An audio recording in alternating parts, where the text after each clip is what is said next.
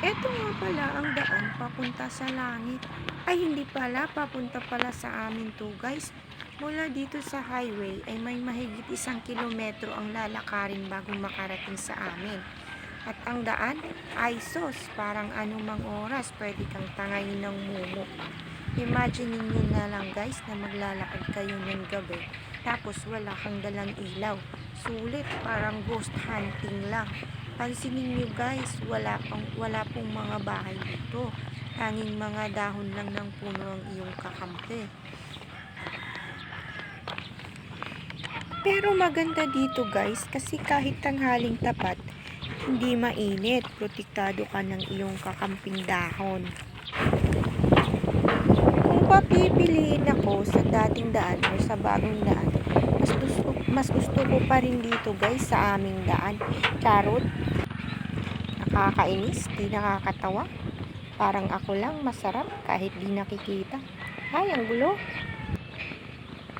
Oo nga pala, ipapakilala ko ang batang kanina pa naglalakad sa unahan. Siya po si Andre, ang aking puging anak. Wala lang, pinakilala ko lang, baka itatanong mo eh. Lumipad po ang aming team dito para ipakita sa inyo ang aming simple pero masayang buhay probinsya. Mahaba po ang daan na to guys, kaya magkwentuhan muna tayo. Noong unang panahon, ay sari-sari po. Siguro nagtaka kayo kung bakit ko binibidyo yung daan papunta sa amin. Wala, for the content lang. Ay, sorry ulit. Noon po kasi guys, marami talagang nakatira dito. Actually, 11 na magkakapatid sila mama. At lahat yun, dito nakatira. Pero unti-unti silang nagsilipatan kasama ang kanilang mga pamilya. Kung bakit malalaman nyo yan sa susunod kong kwento. At ito na nga guys, kami na lang natitirang may bahay dito. Maya-maya lang ay ipapakita ko sa inyo ang pinakamalapit naming kapitbahay.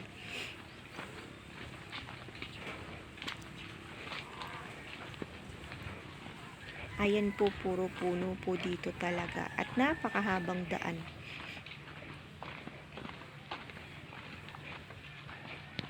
Ayan, ang layo na po ng kasama ko.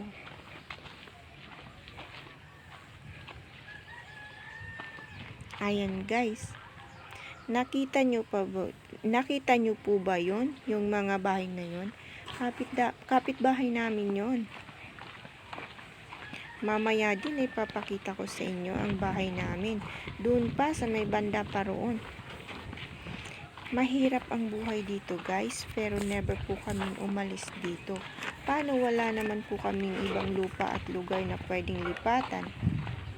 Okay lang, at least dito, ako ang prinsesa at ikaw aking hari. Masagana din sa pagkain dito guys, kung masipag ka lang, di ka magugutom.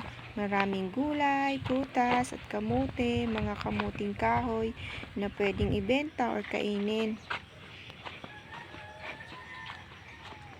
At eto na nga, parang naiinip na tong kasama ko.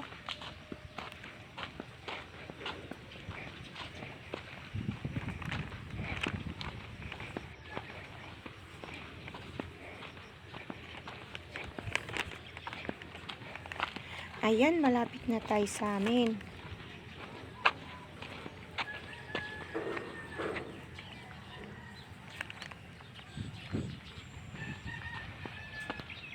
Ayan, malapit na talaga. Parang ikaw at ako lang eh. Ang lapit-lapit, pero bakit parang ang layo-layo? Ay, charot. Init, bilisan mo. Teka lang guys, may nakakasalubong tayo. Ikakat natin to. Mas baka magalit, mga mahiyain kasi sila. Mga tao dito, kasama ako eh.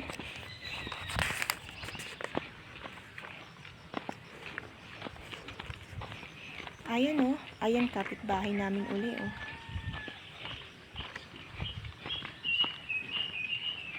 Ayun, yung banda pa roon.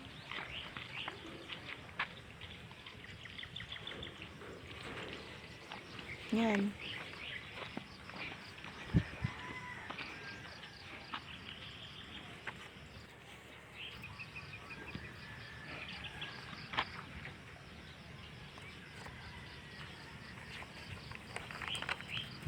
Ayan, yan, kapitbahay namin.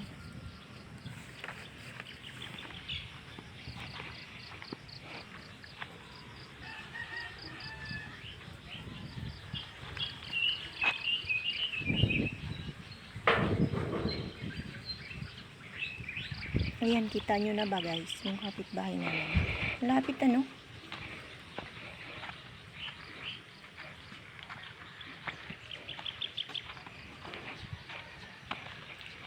Malapit lang.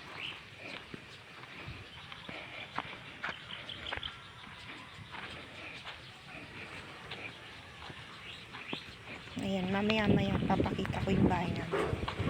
Doon lang sa likod ng kawayan guys.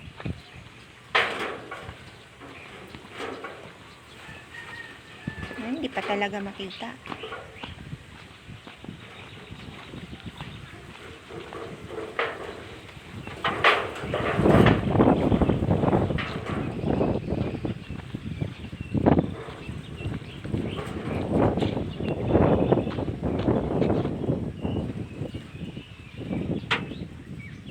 Ayun yung kawayan.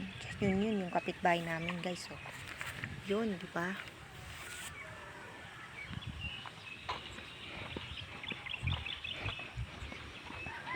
Tapos yung bahay namin ay hindi pa makita. Ayun, kita nyo po ba yung kawayan? Yung kawayan na yan guys. Andyan sa likod niyan ang bahay namin. Yun. Imagine niyo kung gaano kalapit ang kapitbahay namin. Ayan oh, yan. Yung bahay namin sa may punong nyug.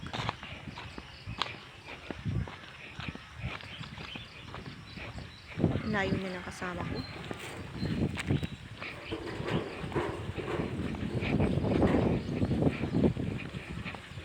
Yan yung kawayan guys. Yan yung pinaka-landmark sa amin. Yung kawayan.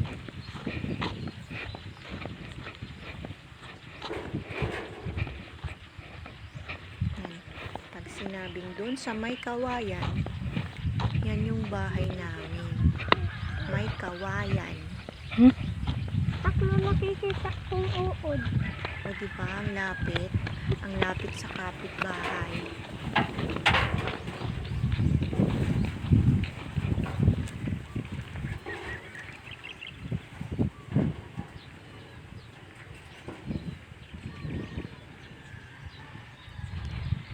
Ayun, diba yung kapitbahay namin. Tapos dito. Tapos, ayan, ang lapit lang. Kayang-kayang isigaw.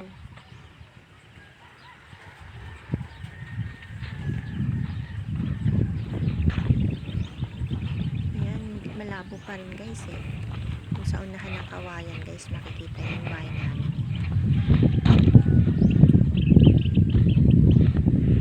Pagliko natin ang kawayan.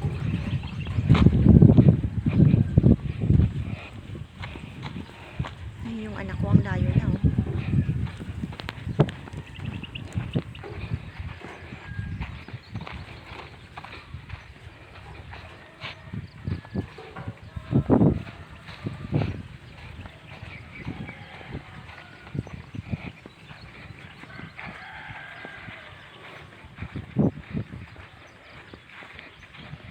At ayun na nga yung bahay namin.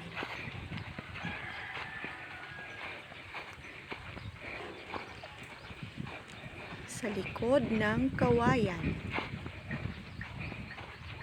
Ayan yung bahay namin. Nasa gitna po ng mga mangga. Mga punong mangga.